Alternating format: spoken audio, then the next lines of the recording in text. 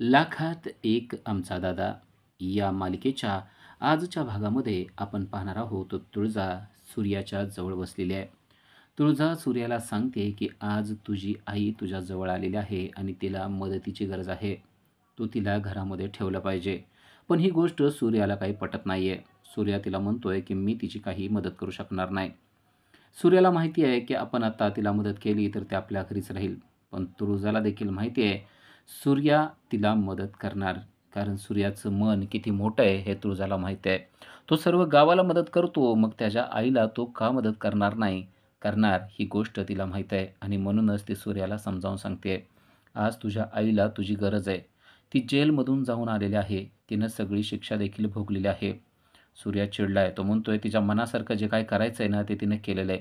आता तिला कोणाचीच गरज नाही आहे आणि आत्ता गरज असेल तर आम्हाला तिची गरज नाही आहे. पण तुळजा म्हणते, "असं बोलू नको सूर्या. तुला माहिती आहे आता तिला तुमची गरज आहे. या घरावर तिचासुद्धा हक्क आहे. पण तिनं हक्क किंवा अधिकार मागितला का? ती एखाद्या आश्रितासारखं आपल्या घरामध्ये राहायला आलेली आहे. मला असं वाटतं की तू तिला आधार देणं गरजेचं आहे." "मला जे काय जमतंय ते मी करेल," असं सूर्या म्हणतो आणि त्याप्रमाणे खरोखर त्याने केलेलं असतं. त्याचा मित्र म्हणजे काजू आणि काजूचा मित्र दोघांनी मिळून सूर्याच्या आईसाठी दारातच बिछाना अंथरलेला आहे. छान असं अंथरूण त्यांनी टाकून तिला दिलेलं आहे.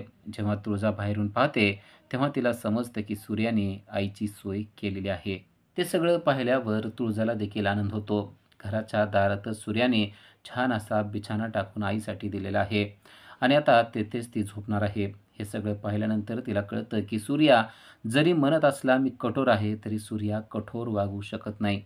तो त्याच्या मनाप्रमाणे हळवा आहे आणि तो वेगळा आहे. खरंच तो लाखात आहे असंच तिच्या मनामध्ये विचार येतायत. काजू सूर्याच्या आईला सांगतायत, की "तुम्ही काहीच काळजी करू नका. इथं तुम्ही निवांत आणि शांतपणे झोपायचं. कसलं टेन्शन घ्यायचं नाही. टेन्शन घ्यायची काय गरजच नाही. सूर्याने जसं सांगितलंय ना, आम्ही अगदी तसं करतोय. तुम्हाला छान बिछाना करून दिलाय. निवांतमध्ये झोपा." असं म्हणून तिच्यासाठी फॅन लावून दिलाय. त्याचबरोबर कॉईल देखील लावून दिली आहे, की जेणेकरून तिला मच्छर चावू नयेत. ही सगळी तजवीज करून ठेवलेली पाहून तुळजाला खूपच आनंद झालाय. सूर्या अगदी आईची छान काळजी करतोय हे तिच्या लक्षात आलेलं आहे. आता रात्र झालेली आहे. सर्वजण शांत झोपी गेलेले आहेत. सूर्या, तुळजा देखील शांत झोपलेले आहेत. पण सूर्याला मात्र शांत झोप लागत नाहीये. सूर्याच्या मनामध्ये काहूर उठलंय. सूर्याला वाटतंय, की जाऊन आईला बोलावं का? तिला विचारावं का? पण जाऊन बोललो तर ही गोष्ट बरोबर वाटणार नाही, असा विचार त्याच्या मनामध्ये येतोय. म्हणून तो फक्त उठून बसतो. पण अजूनही त्याचं मन बेचैन झालेलं आहे. तो दरवाजा उघडतो आणि बाहेर येतो. सूर्या बाहेर आलेला आहे ही गोष्ट राजूच्या लक्षात येते. राजू देखील ताडकन उठते आणि विचारते, "काय झालं?" सूर्या म्हणतो, "मला पाणी प्यायचंय." राजूच्या देखील लक्षात आलंय, की सूर्या आज बेचैन आहे.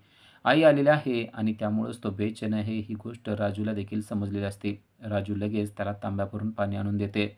सूर्या पाणी पितो. राजू झोपायला जाते, पण सूर्या मात्र अजूनही बेचैनच आहे. सूर्या पाणी पिऊन झालं, तर आता बाहेर जाण्याचा विचार करत असतो. बाहेर जाऊन आईशी बोलावं का? तिला विचारावं का? नक्की काय झाले त्या गोष्टी बोलाव्यात का? पण नको, असा विचार करून तो शांत राहतो. पण आता त्याने ठरवलेलं असतं, त्याप्रमाणे तो घराच्या बाहेर मात्र जातो. दरवाजा उघडतो आणि दरवाजा उघडून तो आईला पाहत असतो. राजूचं लक्ष सूर्याकडे असतं. सूर्या काय करतोय हे तिला माहीत आहे. सूर्या बेचैन झालाय हे तिला माहीत असतं. दरवाजा उघडून आता सूर्या बाहेर गेलेला असतो, तेव्हा आई शांतपणे झोपलेली असते. तिचे पाय मात्र उघडे असतात. तो तिच्या पायाकडे पाहतो, तेव्हा त्याला कळतं, की तिच्या पायाला कितीतरी जखमा झालेल्या आहेत. त्या जखमांवरून स्पष्ट कळत असतं, की ती खूप धावपळ करत आलेली आहे. त्याला कळतं, की आई खूपच वाईट अवस्थेत आहे. तिला मदत करणं गरजेचं आहे. आज ती दुःखात आहे आणि आपण जर का तिला मदत केली नाही, तर तिची वाईट वेळ येईल. या गोष्टीनं तो खूपच हळवा झालेला असतो. त्याच्या डोळ्यात पाणी येत असतं. आईकडे पाहावं आणि आईला बोलावं असं त्याला वाटत असतं. इकडे सूर्याचे वडील देखील खूपच अस्वस्थ झालेले आहेत. त्यांना जराही झोप आलेली नाहीये. ते नुसतं तळमळतायत आणि इकडून-तिकडं फिरतायत. त्यांच्या डोळ्यात देखील पाणी येतंय. त्यांना वाटतंय की जाऊन काहीतरी तिला बोलावं, पण ते मात्र काहीच बोलत नाहीयेत. आता सूर्याच्या आईने डोळे उघडलेले असतात. सूर्याची आई डोळे उघडते, पण तोपर्यंत सूर्या मात्र आतमध्ये निघून गेलेला असतो. खरं तर त्यांना खोकला येत असतो. अजूनही त्यांची तब्येत म्हणावी तशी व्यवस्थित झालेली नसते आणि त्या खोकत असतात. ही गोष्ट आतमध्ये झोपलेल्या धनूच्या लक्षात आलेली असते. धनू देखील ताडकन उठते. तिला कळतं की आई खोकत आहे. पण ती मात्र आईच्या मदतीला अजिबात जात नाही. आता भागू देखील उठलेली असते. भागू उठते. तिच्या लक्षात येतं की आईला पाणी देण्याची गरज आहे. भागू उठते आणि तांब्या भरून पाणी आणून आईच्या जवळ ठेवते. त्यांच्या आईनं ते पाहिलेलं असतं. भागूला देखील वाटत असतं की आईशी बोलावं, पण ती मात्र एकही शब्द बोलत नाही. दरवाजा बंद करते आणि आतमध्ये येते. धनूने पाहिलेलं असतं की भागूने आईसाठी पाणी नेऊन दिलेलं आहे. भागू तिच्याकडं रागानंच पाहत असते. पण भागू मात्र शांतपणे झोपी जाते. धनू मात्र तशीच बसलेली असते. कदाचित तिलाही असंच वाटत असेल की आपण आईला जाऊन बोलावं. आता सकाळ झालेली आहे. सकाळ झाल्यानंतर जेव्हा तुळजा तिच्या बिछानातून उठते, तेव्हा तिला कळतं की सूर्या आपल्याजवळ नाहीये. सूर्या कुठं गेलाय? ती इकडं-तिकडं पाहायला लागते आणि तिला कळतं की सूर्या रात्रीपासूनच बेपत्ता आहे. तो कुठे गेला असेल म्हणून ती जेव्हा वर जाते, तेव्हा तिला कळतं की सूर्या वर जाऊन बसलेला आहे. तो आईकडं पाहत-पाहतच झोपी गेला ही गोष्ट तिच्या लक्षात आलेली असते. ती मनातच म्हणते की "सूर्या, तू किती हळवा आहेस ना, ते मला माहीत आहे. तुला आईविषयी किती प्रेम आहे ते देखील मला माहीत आहे. पण तू तोंडाने कधीच बोलून दाखवणार नाहीस." त्यानंतर सूर्या खाली येतो आणि अंघोळ वगैरे करून तो आता पूजेला लागलेला आहे. तो देवपूजा करत असतो. चहा-पाण्याची वेळ झालेली असते आणि तुळजा चहाचा कप घेऊन आईकडे चालली आहे ही गोष्ट त्याच्या लक्षात येते. खरं तर त्याला ती गोष्ट पटलेली नसते. पण तुळजा मात्र आता त्याचा विचार न करता डायरेक्ट जाऊन त्यांना 1 कप चहा देते. ती त्यांना चहा देत असते. तेवढ्यातच गावकऱ्यांचा एक मोठा घोळका त्यांच्या घरावर आलेला आहे आणि ते आरडाओरडा करत आहेत. "सूर्या, आत्ताच्या आत्ता बाहेर निघ, आम्हाला तुला बोलायचंय," असं म्हणून ते सूर्याला बाहेर काढत आहेत. त्याचबरोबर ते म्हणतायत, की "या बाईला तू घरामध्ये ठेवायचं नाही. या बाईला जर का घरात ठेवत असला, तर तुला हे गाव सोडावं लागेल, तुला हे घर सोडून जावं लागेल," असं गावकरी बोलतायत. तेव्हा सूर्या म्हणतो, "काय झालं ते सांगा." ते म्हणतात, "ही बाई कसली आहे तुला माहिती आहे ना? ही या गावातली अतिशय वाईट व्यक्ती आहे. कारण हिने देवीच्या देवळातले दागिने चोरून पुजाऱ्याबरोबर पळून गेलेली औलाद आहे ही. हिला घरामध्ये ठेवायचं नाही, नसेल तर तू निघून जा." असं खूपच अर्वाच्य आणि घाणेरड्या भाषेत ते बोलतायत. आता ते नुसतं बोलत नसतात, तर एक व्यक्ती अक्षरशः त्याच्या आईचा हात धरून तिला धक्के मारून बाहेर काढायचा प्रयत्न करत असतो. तेव्हा मात्र सूर्या चिडतो आणि म्हणतो, "ती माझी आई आहे. खबरदार जर कोणी तिला हात लावला तर." सूर्याने आईची बाजू घेतलेली पाहून तुळजाला मात्र खूपच आनंद झालेला असतो. कारण आत्तापर्यंत सूर्याने कधीसुद्धा ही माझी आई आहे असा शब्द उच्चारलेला नसतो. पण आता गावकऱ्यांच्या समोर मात्र सूर्याने तो शब्द उच्चारलेला आहे. आता तेवढ्यात डॅडी देखील आलेले असतात. डॅडी म्हणतात, "अरे झालंय काय आम्हाला कोण सांगाल का?" तेव्हा सूर्या म्हणतो, "हे गावकरी लोकं माझ्या अंगावर आलेले आहेत." डॅडीला खरं तर सगळं काही माहीत असतं. नव्हे डॅडीनेच ही माणसं पाठवलेली असतात. आता डॅडीच त्या लोकांना बोलायला लागतात, "अरे तुम्हाला कळतंय का काय? तुम्ही कोणाला बोलताय? सूर्याला." "अरे ती त्याची आई आहे." भले आपल्याला आता तिचं सगळं माहीत आहे. ती गावातून पळून गेली होती.